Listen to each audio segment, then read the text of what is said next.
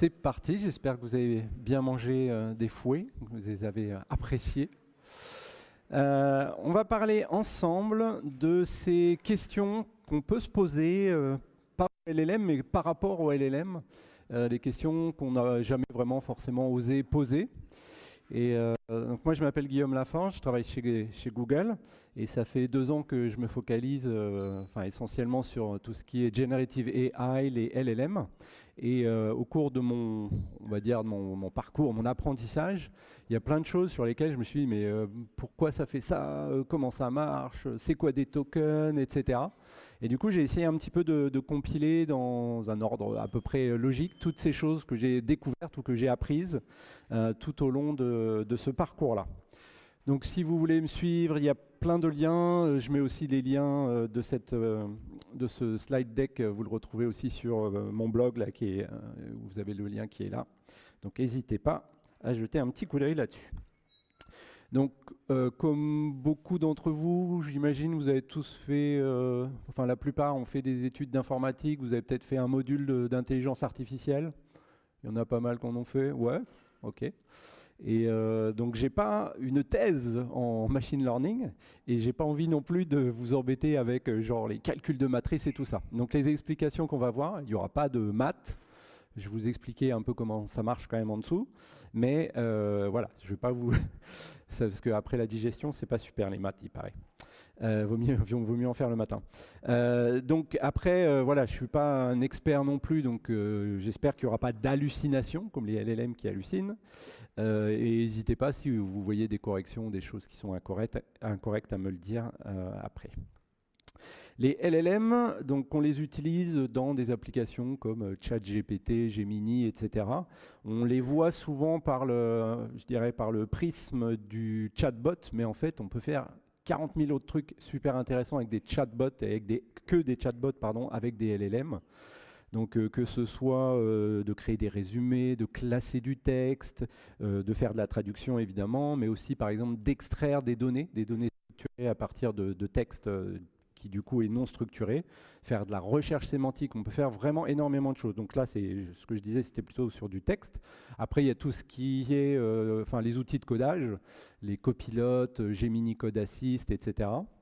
Et puis, vous avez des LLM qui s'y connaissent aussi pas que en texte, mais du coup, par exemple, tout ce qui est audio ou vidéo, et qui comprennent ce qu'on donne comme image. Par exemple, l'autre jour, j'ai aidé ma fille à réviser son cours de physique avec Gemini.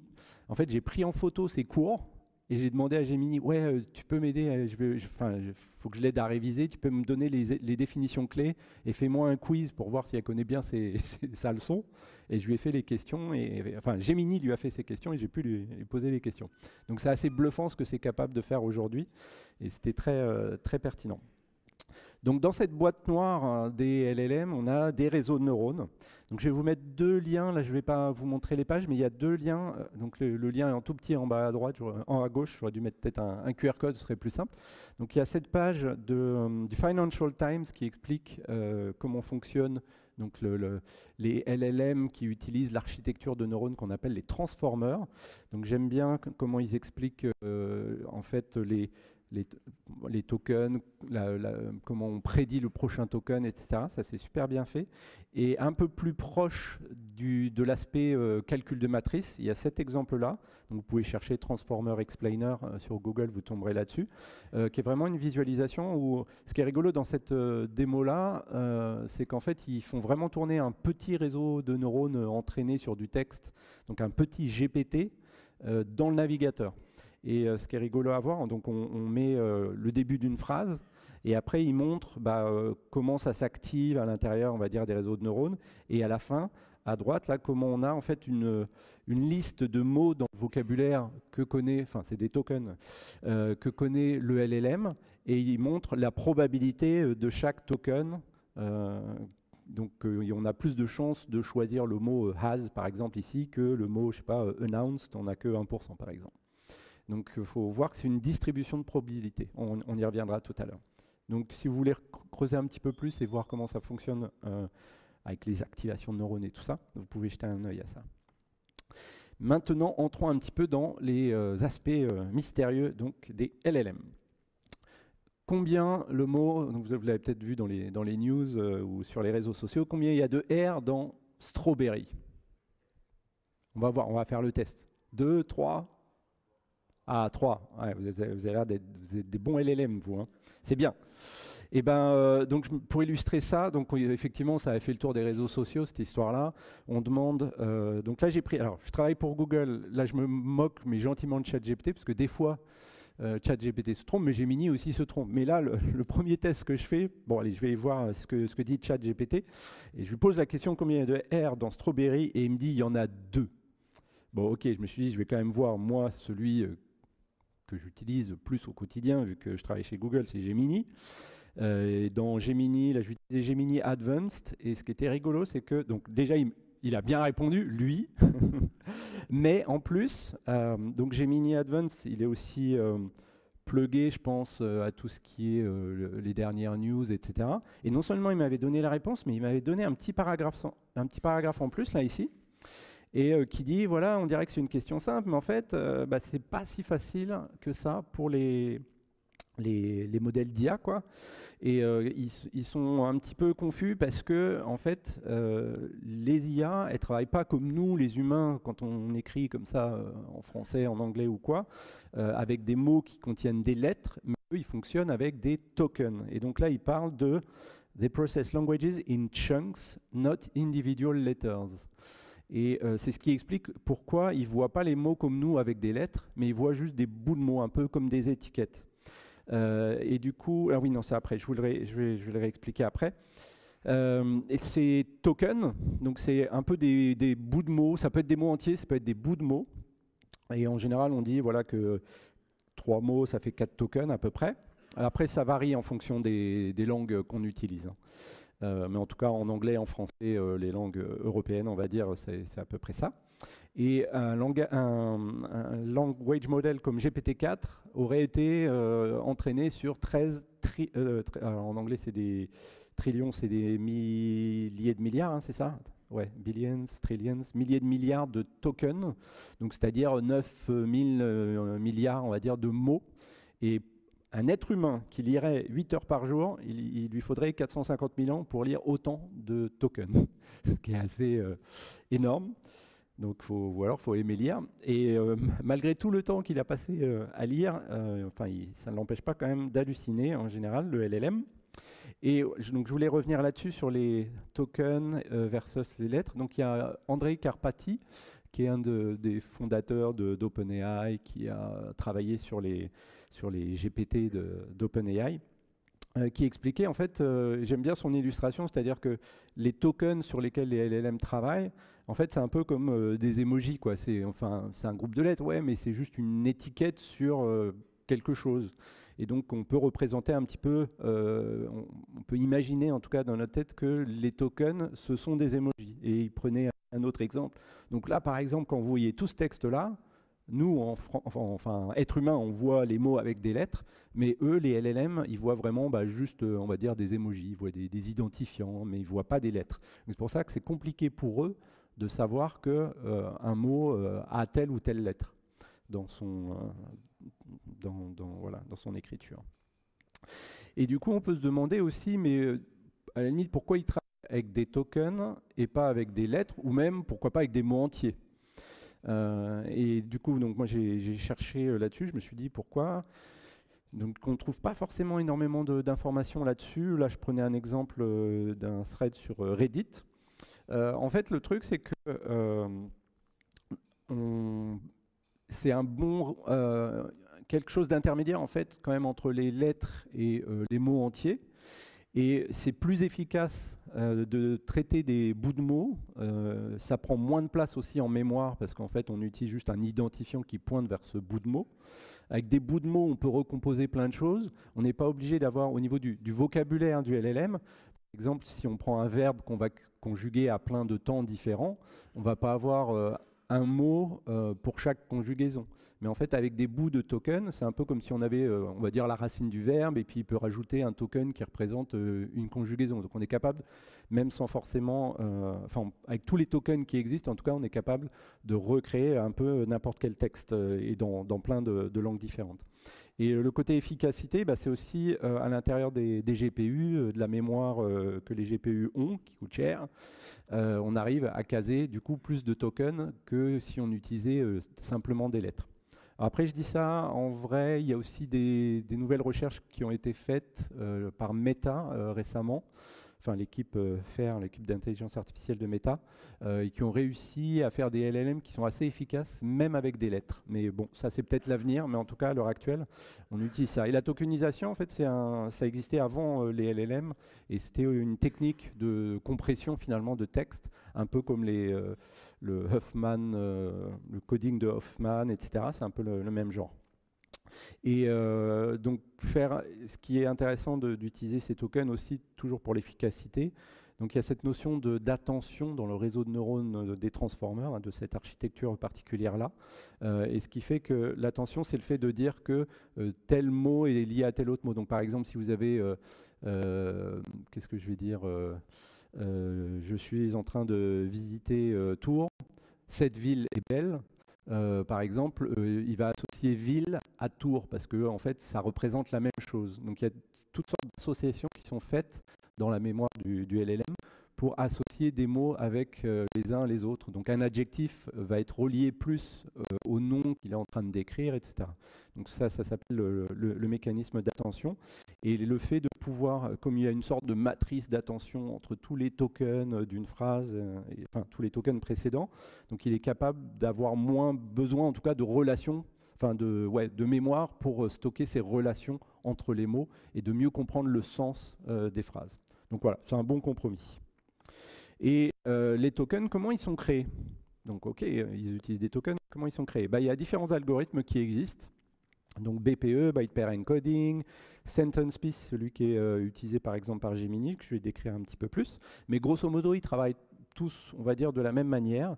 Et l'idée, c'est, on va voir, c'est de regrouper des lettres par leur fréquence. C'est-à-dire, si elles sont plus fréquentes, bah, on va pouvoir créer un token associé. Après, bon, ces algorithmes-là, ils ont certaines comment dirais-je, spécificité ou non. Par exemple, il y en a qui sont réversibles, c'est-à-dire si je transforme du texte en token, bah, je peux aussi repartir dans l'autre sens, faire une bijection et de repartir des tokens et d'avoir le texte original, alors que certains, par exemple, mettent tout en lowercase ou des choses comme ça. Il y en a qui font des transformations avant de calculer les tokens. Mais ça, bon, c'est un petit détail, on va dire. Comment ça fonctionne? Là, ouais, non, c'est byte pair encoding que je vais regarder. Donc imaginez, donc il faut qu'on définisse le vocabulaire que nos LLM vont utiliser. Et on dit quand même à l'avance, voilà, moi je veux un vocabulaire de tant de tokens. Donc on va commencer avec les premiers tokens, on va dire, qui sont un petit peu en dur, c'est-à-dire bah, toutes les lettres de l'alphabet, les chiffres, la ponctuation. Donc ça va être nos premiers tokens, des espaces, etc. Et en fait, on va regarder dans le texte qu'on va utiliser pour l'entraînement du tokenizer, qui n'est pas forcément d'ailleurs le même texte que ce sur quoi le LLM va apprendre toutes ses connaissances. Donc on va apprendre chaque mot, et on va regarder chaque mot et regarder la fréquence avec laquelle des lettres ou des tokens sont associés côte à côte en termes statistiques. Donc par exemple, les lettres R et E, en anglais, en français, etc., ça arrive très très souvent. Donc on va vraiment calculer toutes ces statistiques-là. Et si RE, c'est une suite qui est très fréquente, eh ben on va rajouter RE comme étant un token dans notre vocabulaire. Donc on avait toutes les lettres, les nombres, etc. Et là on rajoute RE. Donc on appelle ça merge rules, c'est comment on fusionne finalement des lettres et des tokens ensemble. On va continuer ce travail-là. Peut-être que AET, c'est aussi très fréquent, un petit peu moins que RE, mais bon, ok, on va faire un nouveau token AT. On va peut-être voir que ED, par exemple en anglais, tous les verbes, quand ils sont conjugués au passé, bah, ils finissent par ED, donc on va en faire aussi un autre token, et on va continuer comme ça. Mais on peut aussi regrouper pas que des lettres, mais on peut regrouper aussi des tokens ensemble. Et hated, donc dans related, hated, belated, etc., bah, c'est aussi un suffixe qu'on va retrouver souvent. On va encore faire un token ici, et pareil, on peut trouver rel, relative, relatif, etc. Et puis jusqu'à, en fait, au bout d'un moment, on va quand même arriver à, si on s'est dit on veut 64 000 tokens dans notre vocabulaire, ben on va arriver au bout et on va s'arrêter à ce moment-là. Et donc on a plein de tokens, et avec tous ces tokens-là, bah, unrelated, au final, bah, je peux le créer de différentes manières, mais en tout cas, je peux faire un, ok, c'est celui-là, et je peux faire related, et pas avoir utilisé des lettres individuelles, etc. Donc c'est un peu comme ça que sont construits itérativement et statistiquement les tokens qui vont être après utilisés par les LLM. Ok. Après, bon, là c'est des petits détails, mais des fois si vous cherchez un peu tokenisation, etc., vous allez voir des fois des notations comme ça, ou quand on utilise un outil qui montre les tokens, des fois on voit des espèces d'underscore qui représentent en fait des espaces en réalité, c'est-à-dire qu'il y a des tokens, là nous on s'est concentré sur les lettres, mais en fait, on peut aussi avoir, par exemple, sentence qui serait un token et piece, et on peut les mettre ensemble, et ils vont être collés. Alors qu'il y a d'autres tokens, ceux qui sont identifiés un petit peu arbitrairement avec cette sorte d'underscore, qui veut dire, ah non, ça c'est un token qui est le début d'un nouveau mot. Okay. Donc c'est pour ça qu'on a des fois ces espèces de caractères. Si jamais vous tombez là-dessus, ou des fois il y a des notations avec des doubles dièses, ils utilisent un autre algorithme, mais c'est pour ça qu'on voit ça des fois dans certains articles qui parlent de tokenisation.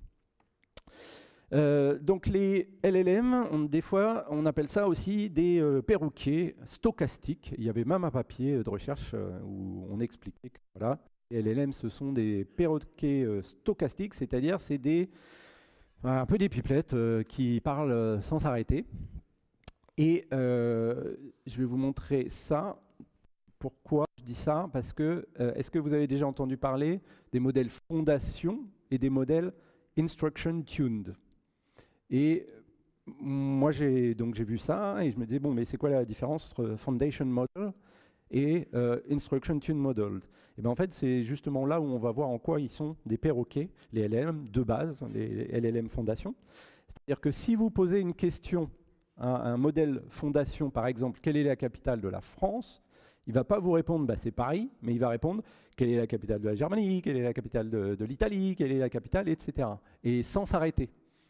Enfin, on va l'arrêter un peu arbitrairement en lui disant ouais, génère 500 tokens, mais pas plus. Et il va aller jusqu'au bout, il va continuer à répéter, alors des fois même le même texte, où là, on voit peut-être qu'il a répété, il a vu des questions dans un quiz ou quelque chose comme ça. Donc ça, c'est un modèle fondation de base. Il n'a pas été en fait entraîné, quand on dit instruction tune, c'est-à-dire que c'est un modèle qui a été entraîné à répondre à des questions. On a pris un modèle de base fondation, on le réentraîne encore, mais pour répondre à des questions. Donc là, j'ai pris, je crois que c'était un exemple du modèle Gemma, qui est un modèle ouvert fait par Google. Et après, j'ai fait la même chose, mais en prenant le modèle -IT, qui veut dire Instruction Tuned. Et là, quand je lui pose la question, quelle est la capitale de la France?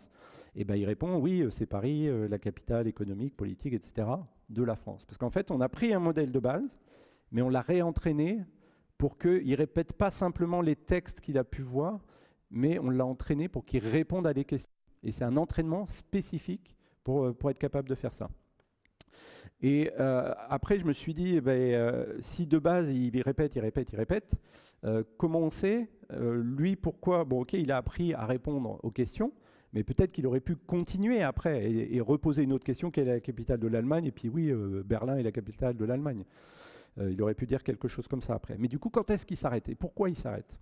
Ben, en fait, c'est que dans les données d'entraînement qu'on lui donne, il y a aussi des tokens, en tout cas la partie instruction tuned, il y a des tokens très spécifiques qui disent ça c'est une question de l'utilisateur, ça c'est une réponse de l'IA, et il y a aussi ça c'est la fin de la réponse. Donc en fait, à un moment, quand l'IA commence à répondre, le LLM il répond voilà, Paris est la capitale de la France. Donc non seulement il y a un point final au bout de la phrase, mais il va y avoir un token un petit peu spécial qui est généré et qui s'appelle voilà, end of turn model, et après, bon, suivant, ou end of text, etc. Et suivant les modèles, ils ont différents tokens spécifiques, mais dans les données, il a vu ça, et donc il sait que, ah oui, du coup, là, enfin, c'est pas qu'il sait qu'il faut qu'il s'arrête, c'est que le code qui fait tourner le LLM voit ce token particulier de fin de réponse, et il va arrêter de demander au LLM de générer des tokens pour la suite. Mais c'est comme ça qu'il sait que ça ne sert à rien que je continue d'en dire plus, quoi. Donc, on parle toujours de token, mais comment est-ce que le LLM il choisit le prochain token? Donc, on avait parlé tout à l'heure un petit peu de distribution des tokens, c'est-à-dire que au niveau du réseau de neurones, à un moment, en fait, on va dire la dernière couche du réseau de neurones, ça correspond à tout le vocabulaire, tous les tokens possibles du LLM. Et en fait, chaque case de ce réseau de neurones, du vecteur qu'on a à la fin, donc ça pointe vers un token, et chacun va avoir une sorte de probabilité. Donc au départ, d'ailleurs, c'est pas des probabilités, on appelle ça des logits. Donc c'est un nombre flottant qui peut être petit ou grand, peu importe. Et en fait, on prend tous ces nombres et on va essayer de les distribuer entre 0 et 1. Et si on les additionne, ça fait une somme qui est égale à 1, grâce à une fonction qu'on va voir tout à l'heure, qui s'appelle softmax. Et je vous ai dit que je ne vous embêterai pas avec les maths. Et en fait, là, par exemple, si je dis the cat is a, ben, j'ai 56% de chance que le mot créature soit sélectionné. J'ai 28% de chance que ce soit magnificent, etc. Et si on regarde, ici j'ai 56% de chance, et celui-là, il n'a que 2% de chance. Donc il y a genre un facteur, si je sais compter, 23, 2 fois 23, oui, c'est ça. Non, oui, non, 20, bon, je sais plus compter. On a vachement plus de chances d'avoir créature que wonderfully. Ok. Et en fait, c'est comme si on lançait le dé, un dé à 100 faces, on va dire. Par exemple, si je fais 0, enfin si je fais 45, c'est moins que 56, donc je vais choisir le premier. Si je fais 57, bah, je vais tomber, on va dire, dans cette case-là, etc. C'est vraiment, on lance des dés, quoi. Mais on a ce qu'on appelle des hyperparamètres. Les hyperparamètres, ce qui va permettre d'influencer comment le LLM il va choisir son prochain token. Donc je vais en parler de 3 en particulier. Top K, c'est pour réduire un petit peu l'espace de recherche, c'est-à-dire qu'on va dire, oui, t'embête pas à regarder par exemple 64 000 tokens possibles, ne regarde que ceux qui ont les 2 premiers qui ont la plus forte probabilité. Et là, on va relancer les dés, et ça va être que entre ces deux-là qu'on va choisir. D'accord ? On va renormaliser pour que la somme soit égale à 1, mais après, on choisit parmi ces deux-là. On a vu, enfin les chercheurs ont vu que TopK parfois c'était pas super pour la diversité des réponses, pas forcément pour la créativité, mais en tout cas la diversité des réponses, parce que des fois quand il y a des très très fortes probabilités, ça empêche, parce que vous imaginez un petit peu des chemins parmi toutes ces probabilités. À chaque fois qu'on en choisit un, on a d'autres probabilités qui arrivent. Imaginez une sorte de chemin parmi tous, une sorte de graphe finalement. En fait, on a tendance à restreindre un petit peu trop l'espace de génération possible, l'espace de création de texte. Donc, ils sont arrivés avec une autre approche qui s'appelle TopP. TopP, en fait, on s'intéresse, par exemple, si je veux top 0,9, c'est-à-dire je veux les probabilités cumulées, c'est-à-dire on additionne toutes ces barres ensemble, 0,56, c'est inférieur à 0,9.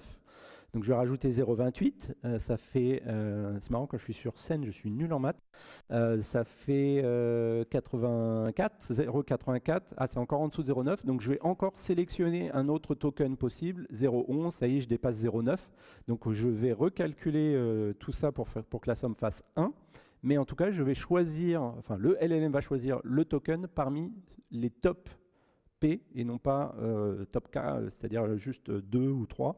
Là, il va choisir par rapport à la somme des probabilités. On appelle ça aussi le nucleus sampling.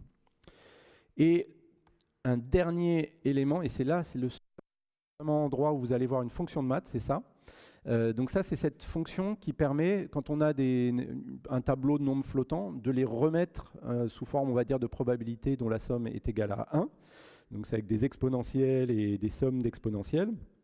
Et quand on fait la température à 1, c'est ce qu'on a vu tout à l'heure avec les probabilités, mais on peut diviser ici par T, et ça va changer un petit peu la distribution de probabilité. Et la température, du coup, quand on parle de température, souvent on dit, ouais, si vous baissez la température, vous aurez quelque chose de plus, de moins créatif, vous augmentez la température, vous aurez une sortie plus créative. En fait, qu'est-ce que ça fait vraiment ? Concrètement, la température, ça change la probabilité. Donc tout à l'heure, on avait quelque chose qui descendait un petit peu gentiment, mais là, si on met une température très basse, ça va vraiment augmenter de beaucoup, finalement, le premier token, et puis tous les autres, petit à petit, ça va les baisser. Donc là, si je mets 0,2, OK. Si je mets 0,6, on va retrouver un petit peu plus la courbe de tout à l'heure, enfin, si on dessinait une courbe au-dessus de cet histogramme-là. Donc là, on avait ça au départ. Et on voit que ça a tendance à accroître, quand on diminue la température, vraiment la prépondérance du premier token. Et si on continue, hop, par exemple 1,8, là on est déjà plus créatif et on voit que ça a tendance à s'aplatir. Et ce qui veut dire, tout à l'heure on avait x26 ou un truc comme ça, je ne sais plus, ou 23, entre créature et wonderfully. Et là on n'a plus que 6 x 7, 42. Là on a 7 fois plus de chances de l'avoir, celui-là que l'autre. Mais tout à l'heure, c'était, je ne sais plus combien, j'ai dit 26 fois plus de chances. Donc on voit qu'on va avoir encore plus de possibilités d'avoir des tokens plus rares pour continuer le texte. Donc c'est comme ça que fonctionne la température. Quelques autres bizarreries. Donc on peut se dire que, allez, je mets la température à 0, je dis top K égale 1, c'est-à-dire je prends toujours le premier token, est-ce que je vais avoir toujours la même sortie qui est générée? Et même certains modèles ont un paramètre seed, c'est-à-dire une graine, vu qu'au final on lance des dés, c'est-à-dire on utilise un générateur de nombres aléatoires, donc on peut définir sa graine pour pouvoir avoir quelque chose, c'est-à-dire pour pouvoir générer toujours le même nombre aléatoire en séquence. Et bien même les modèles qui ont ça, et en mettant température à 0, top K à 1, etc., même malgré ça, on n'est pas sûr d'avoir une sortie déterministe à chaque fois, de générer le même texte à chaque fois. Et pourquoi ça? C'est un petit peu contre-intuitif. À l'école, on a appris que A plus B plus C, si on calcule d'abord A plus B et ensuite on rajoute C, c'est pareil que A plus et on calcule B plus C. D'accord? Vous êtes d'accord avec moi ou pas? Ouais, 1 plus 2 plus 3, c'est bon? Et en fait, à cause des... en fait, c'est les erreurs d'arrondi quand on calcule sur des nombres flottants. Il peut y avoir des erreurs d'arrondi quand on les additionne dans un certain ordre. Enfin, disons que ce n'est pas des erreurs d'arrondi, mais que quand on les additionne différemment, on ne va pas avoir exactement le même résultat. Et en fait, ces petits décalages par-ci par-là, parce qu'il faut voir que dans des réseaux de neurones de ceux qu'on parle là, les transformers, c'est des millions et des millions et des millions d'additions et de multiplications qui sont faites pour chaque token, hein, c'est énorme. Et du coup, même une petite erreur peut changer beaucoup. Et pourquoi justement des fois ces opérations ne sont pas faites dans le même ordre? Parce que les GPU, c'est des trucs parallélisables donc avec plein de corps, etc. Ils font plein de calculs en parallèle.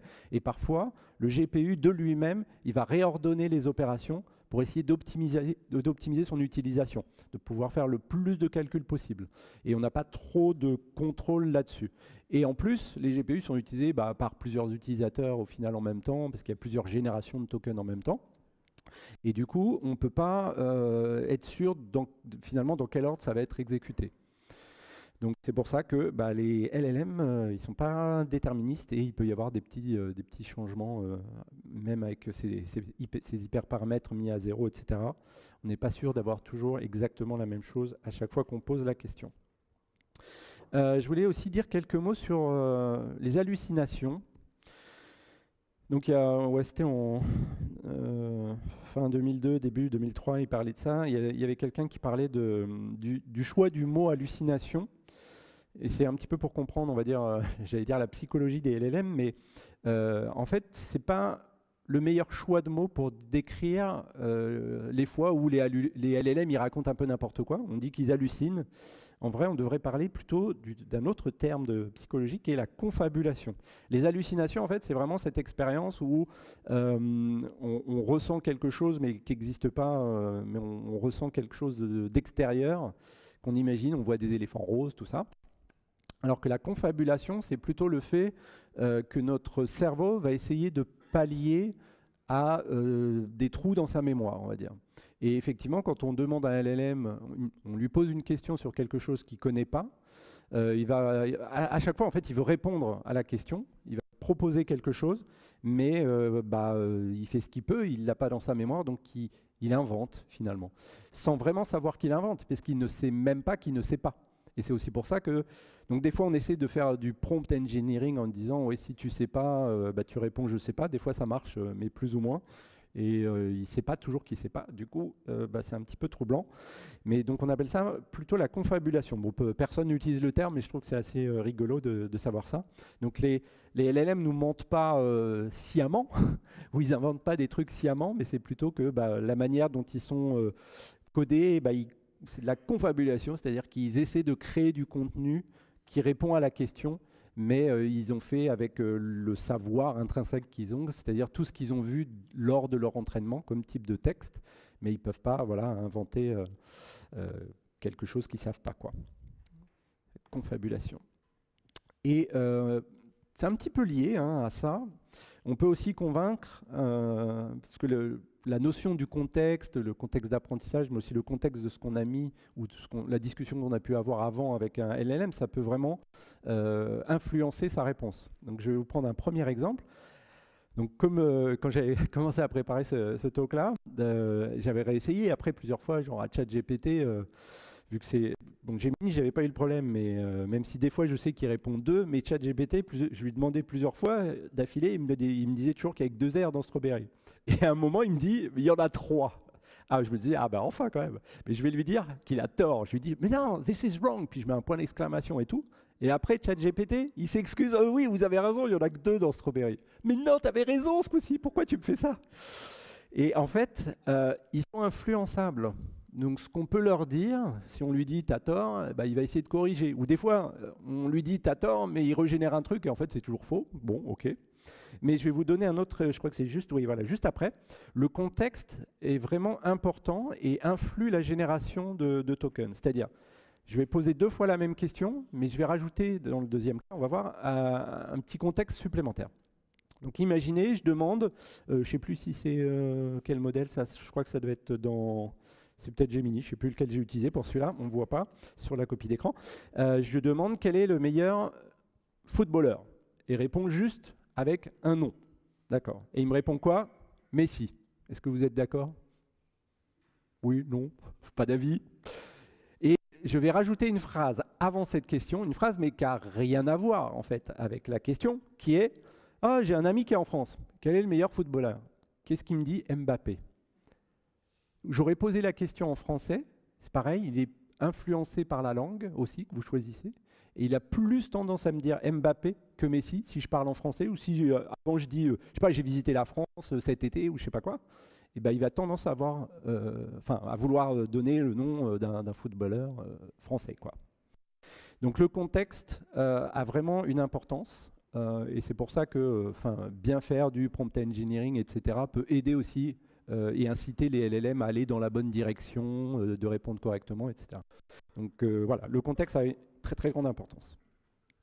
Une autre, alors ça c'est plus difficile à reproduire avec les modèles récents, j'ai pas réussi, en tout cas avec cet exemple typique qui était illustré dans un papier de recherche, c'est que qu'on appelle ça reversal curse, comment on pourrait traduire ça, la malédiction de la réversibilité, je ne sais pas trop si c'est la bonne traduction en français. Les chercheurs se sont aperçus que si par exemple on posait la question comment s'appelle la mère de Tom Cruise, alors je ne me rappelle jamais de son nom, Mary-Lee Pfeiffer, donc le modèle il va répondre Mary-Lee Pfeiffer. Si je demande qui est Mary-Lee Pfeiffer, avant en tout cas, là j'ai pas réussi à le reproduire, mais les LLM avaient tendance à dire je connais pas Mary-Lee Pfeiffer, c'est qui?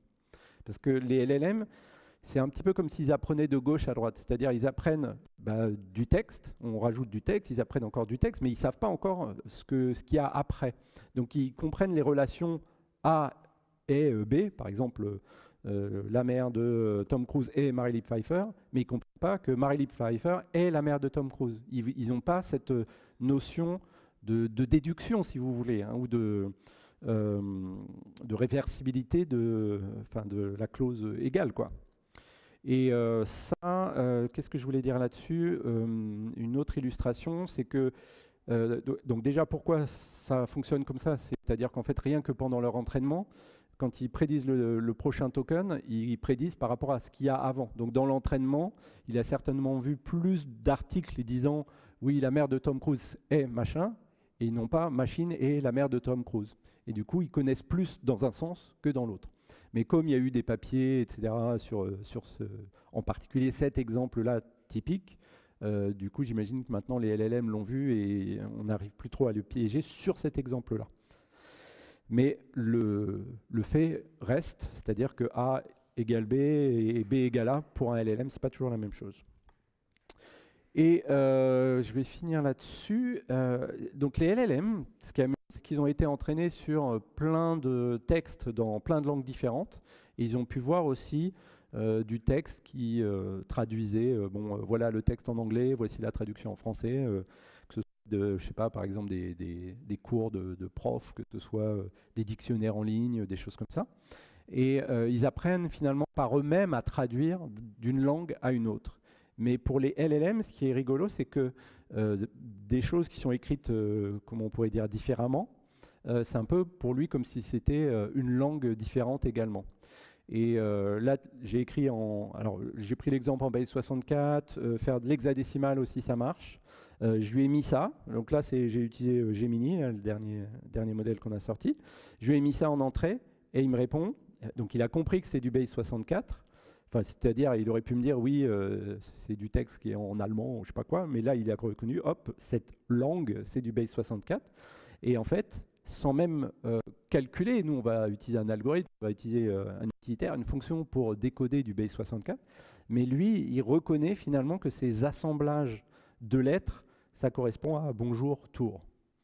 Donc c'est assez rigolo de se dire, pour lui, le LLM, en fait, des encodages qu'on utilise nous en informatique, c'est un peu comme une langue étrangère et il les apprend comme d'autres choses. Je trouve ça assez rigolo. Donc déjà, merci beaucoup pour votre attention. Et je fais un petit jeu de mots avec It's All You Need, parce qu'il y a un papier en fait, qui avait introduit l'architecture des transformers, de ces réseaux de neurones qui s'appellent les transformers, et qui s'appelle Attention is All You Need. Donc voilà. Thanks for your attention. Et là, on a plein de temps pour les questions. Donc, je suis ravi de répondre à vos questions. Merci.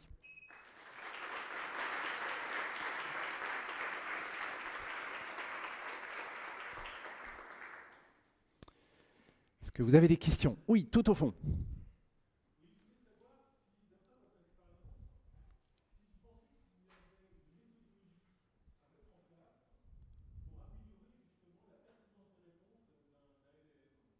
Alors, une méthodologie à mettre en place pour améliorer la pertinence des réponses des LLM.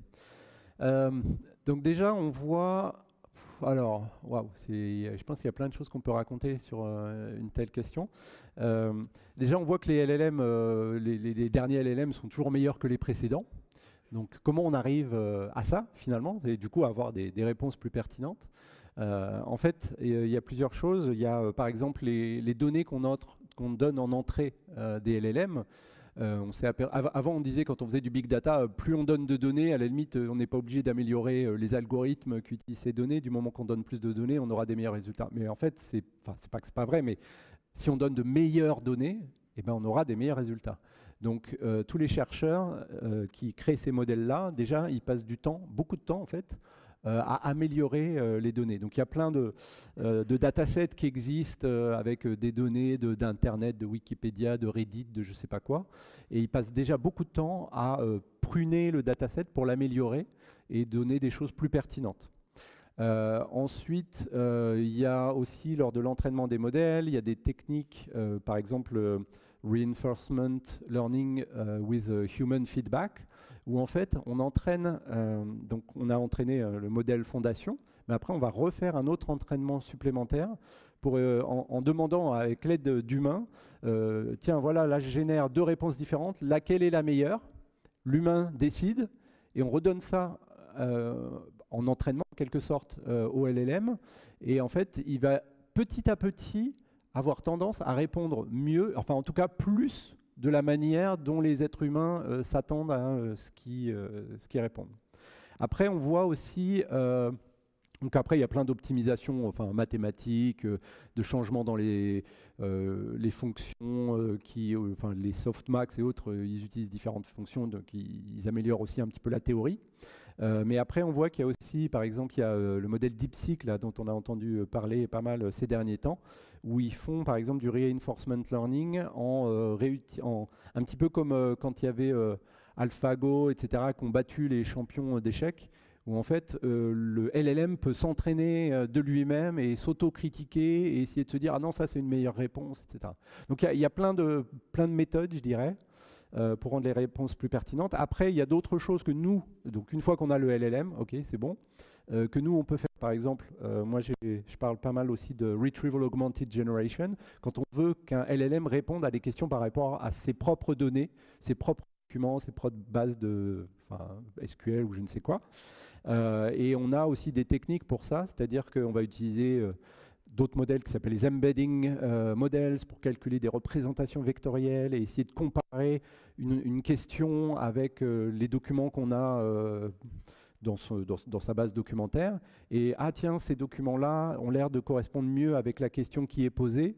Et du coup, on va donner au LLM un prompt un petit peu spécial en lui disant l'utilisateur il me pose cette question, mais essaie de baser ta réponse pour qu'elle soit plus pertinente du coup, hein, sur ce contexte, ces exemples de la documentation que moi j'ai trouvé dans une base de données. Et le LLM va se baser sur ces bouts de texte, ces extraits, pour donner sa réponse à lui. Donc ça c'est aussi... il y a vraiment plein de niveaux auxquels, où on peut se plugger, après, outre le fait que les chercheurs améliorent d'eux-mêmes le modèle. Voilà. On peut en parler, je pense, pendant les heures. Oui.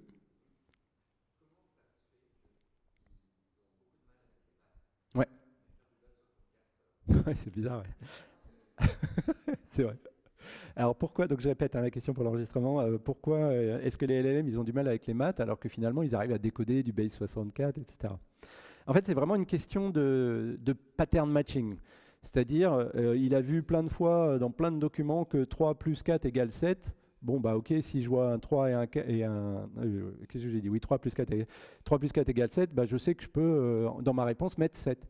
Puis après, il aura vu 13 plus 4, c'est 17. Ah oui, donc le 1, je peux le mettre aussi là. Donc c'est vraiment plus du pattern matching, c'est-à-dire de voir que ça semble ensemble, un peu comme des pièces de puzzle, qui fait que, encore une fois, pour des petits calculs, il peut arriver à faire des maths, mais il ne réfléchit pas comme nous. Il n'a pas cette notion conceptuelle des unités, des dizaines, etc., de comment se pose une multiplication. Il n'a aucune idée de ces choses-là. Donc c'est pour ça.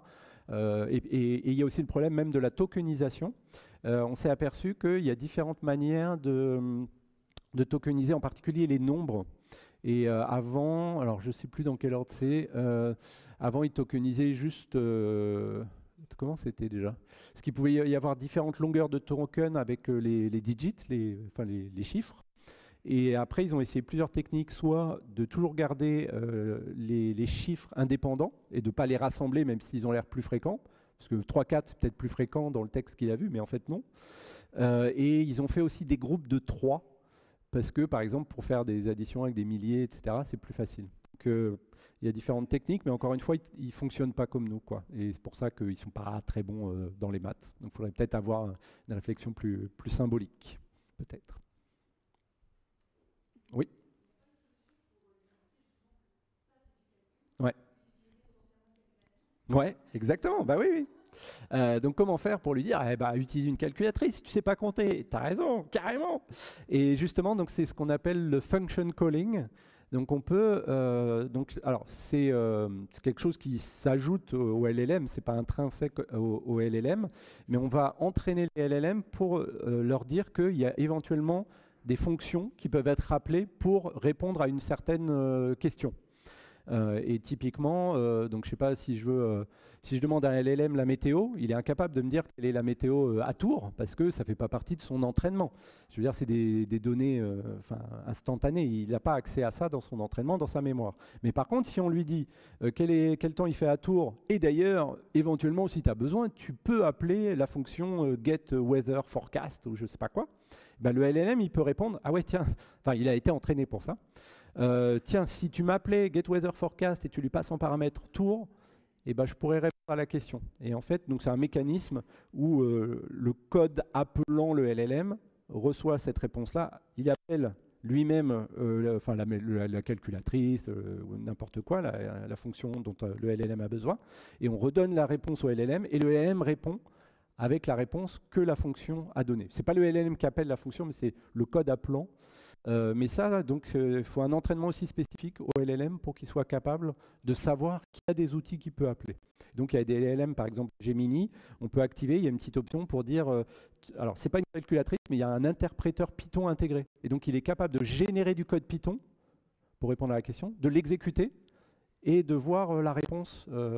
Par exemple, pour les problèmes de R dans Strawberry, si on active ça, bah lui, il va dire, ah, ok, je prends le mot strawberry, je le découpe en lettres, je compte le nombre de lettres R, etc. Et il est capable de répondre à vraiment des problèmes de maths, de logique, etc. Ouais. Il y en avait une là-bas, ouais.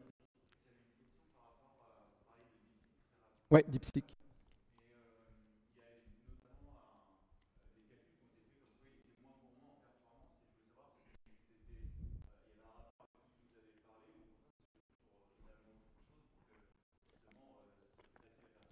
Ouais. Du coup, c'est quoi, on va dire, la secret sauce de DeepSeek, comment il a fait pour faire ça? Alors, je pense alors déjà, il y a plein de choses qu'ils ont faites. Les, les GPU, souvent, on s'interface avec eux avec une interface qui s'appelle CUDA. Donc pour les jeux vidéo aussi, où ils peuvent utiliser ça. Et en fait, par exemple, donc les chercheurs chinois, ils se sont dit, je vais essayer d'optimiser encore plus, plutôt que d'utiliser CUDA qui est assez un langage un peu haut niveau pour accéder au GPU. Ils se sont dit, c'est un peu comme si finalement ils écrivaient en assembleur plutôt que d'utiliser un langage de haut niveau. Et ils ont été capables de récupérer le pouillème de performance possible du GPU, que si on ne fait pas ça, on ne peut pas aller jusqu'à ce point. Donc déjà, bon, ils avaient moins de GPU, enfin, qui pareil, ils avaient réussi à avoir 10 000 GPU H100 de NVIDIA, malgré les interdictions. Donc on se demande par où ils sont passés pour les trouver. Donc il y a ça. Après, c'est vrai qu'ils ont certainement aussi, donc, au niveau de leur entraînement, ils sont entraînés sur aussi OpenAI R1, O1, pardon. Donc il y a ça. Qu'est-ce qu'ils ont fait encore?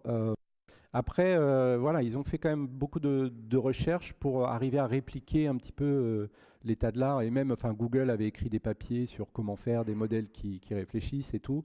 Donc ils ont mais vraiment fait un super travail, hein. C'est pas juste de la petite optimisation et tout, mais c'est un ensemble de choses. Donc il y a quelques articles qui expliquent ça en ligne que tu pourras trouver. On a encore 2 minutes. Une autre question? Oui? Ouais. Mhm.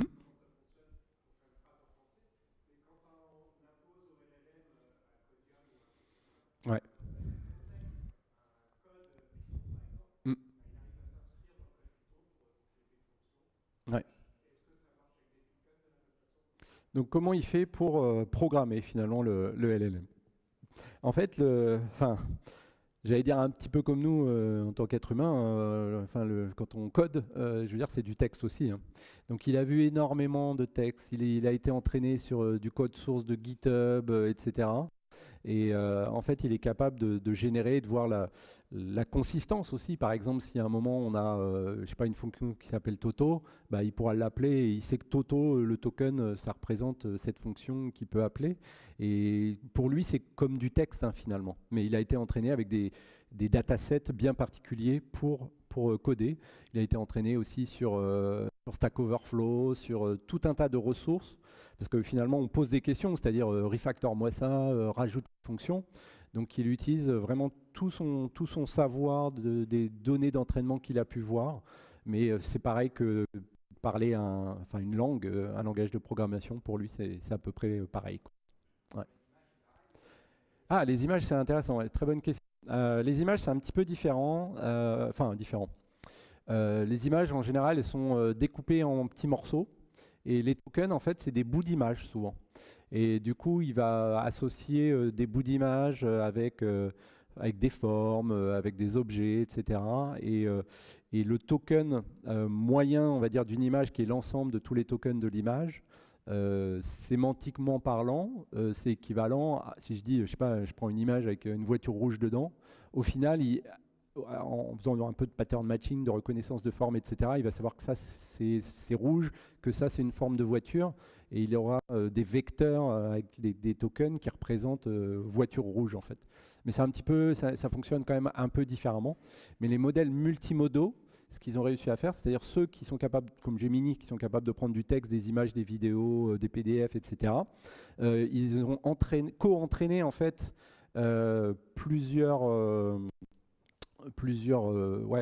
modèles en même temps, le modèle qui reconnaît les images, le modèle qui reconnaît le texte, pour que la même image représentée par le même texte ou vice-versa, ils aient les mêmes tokens, en fait, les mêmes valeurs au final. Et c'est ce qui fait qu'il y a une certaine équivalence entre tout ça. Je crois qu'on arrête, mais tu pourras venir me poser la question. Merci encore.